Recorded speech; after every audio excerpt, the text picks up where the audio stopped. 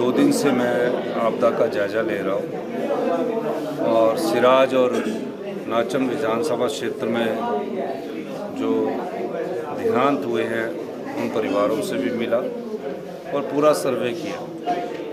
सर्वे करने के बाद मैं हमारी जो सरकार है, मैं उनका हमारे चाहे मंत्री मुकेश अग्निहोत्री जी है, विक्रमादित्य जी है, प्रशासनिक अधिकारी हैं और हमारी सरकार ने जिस तेज़ी से और तीव्रता से हमने ये कार्य किया है, जिसके कारण सिराज में जितना नुकसान हुआ वो सड़कों को हम खोलने में सफल हुए। पहले दिन से ही 50 मशीन्स जेसीबी है जो आज तक चली गई है। सबसे बड़ी जिम्मेदारी सरकार की सड़कों को खुलवाने की थी। जब सड़कें खुलेगी तभी राहत कार्य को आगे अंजाम दिया जाएगा और सब जगह राहत कार्यों में बहुत तीव्रता से काम हुआ।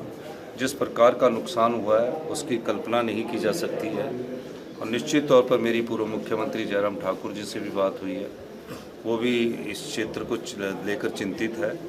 हमारी सरकार ने फैसला किया है कि हम अपने संसाधनों से जितना होगा उनको अपनी जो भी सुविधा हमें देनी होगी हम उपलब्ध करवाएंगे और निश्चित तौर पर चैल चौक से लेकर बक्सियाड़, थुनाग, जंजैड़ी और छतरी तक इसको हम रोड को हम सीआरएफ में डालेंगे ताकि एक कंपोजिट रोड बने।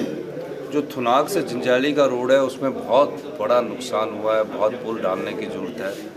तो निश्चित तौर पर ये अभी तो हम टेम्परेरी तौर पर कर रहे हैं, लेकिन 2-3 साल इसको पूरी दूसरी स्थिति में आने के लिए, उस स्थिति में आने के लिए लगेंगे और हम उन्हें पैसे की कोई कमी नहीं रखेंगे।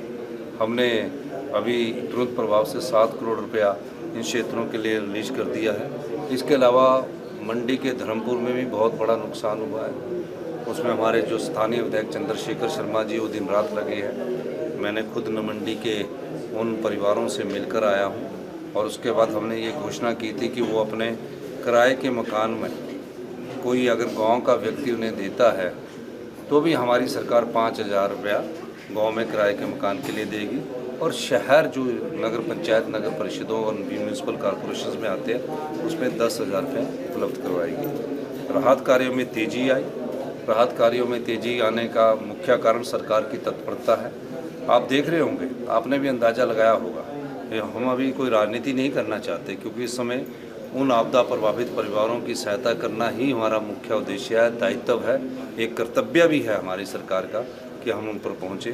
और आज मैंने माननीय श्री राजेश धर्मानी जी वो यहाँ 2 दिन रहेंगे, पूरे राहत कार्यों का जायज़ा लेंगे और कुछ एक जो क्योंकि ये सिविल इंजीनियर भी है तो ये खुद एक रात थुनाग में भी रह के वहाँ किस प्रकार की घटनाएं हुई है तो ये एक रिकमेंडेशंस हमको आने वाले समय में देंगे। हम आपदा परिवार जो हैं, जो भी प्रभावित परिवार है उनका घर बसाएंगे, उनको कपड़े खरीदने के लिए पैसे देंगे। जिसका पशुधन चला गया है, चाहे वो गाय गई है, चाहे बकरी गई है, चाहे मुर्गी गई है, और जिन किसानों की और बागवानों की फसल को नुकसान पहुंचा है, बंद गोभी उगाई हुई थी, कई जगह मैं गया, खेत के खेत उजड़ गए हैं, उनको बसाने का दायित्व हमारा है। जो हमारे संसाधन हैं उन्हीं संसाधनों से हम उनको बसाने का प्रयास करेंगे। और मैं चाहूँगा कि कई जगह मैं खुद जाकर आया, पूरी की पूरी ज़मीन नाले के रूप में परिवर्तित हो गई है। अपनी निजी भूमि जिन बेचारे गरीब किसानों की गई है वो वहाँ बस नहीं सकते। हिमाचल प्रदेश की सरकार तो सिर्फ इतना कर सकती है कि सारी भूमि वन भूमि में अगर केंद्र की ये नेतृत्व जो है हमारी मदद करेगा तो उन परिवारों को हम वन भूमि में बसाने के बारे में आगे बढ़ सकते हैं, लेकिन उसके लिए केंद्र सरकार की परमिशन की ज़रूरत है। अगर केंद्र सरकार परमिशन नहीं देंगी तो उन बेचारों के पास घर बनाने के लिए भी जगह नहीं बची है और इन स्थानों पर बचाकर हम उनके साथ अन्याय करेंगे। मैं भारतीय जनता पार्टी के सभी एमपी है, सांसद सदस्य है, उनसे अनुरोध करूंगा कि आप हमें जो हम रिकमेंडेशंस भेजे वन भूमि पर लोगों को बसाने के लिए, उसमें आप केंद्र की सरकार से बात करके हमें अनुमति दिलाइए ताकि जो आपदा प्रभावित परिवार है उन्हें बसाया जा सके। इस मामले में मैंने जयराम ठाकुर से भी बात करूंगा और अभी मैं दिल्ली जाऊंगा तो दिल्ली जाके जगत प्रकाश नड्डा जी से भी बात करूंगा, क्योंकि जो अधिकार राज्य सरकार के क्षेत्र में आते हैं, जो हमारे अधिकार है, उसमें तो कोई कमी नहीं है, उसकी कोई तेज़ी से हम करेंगे।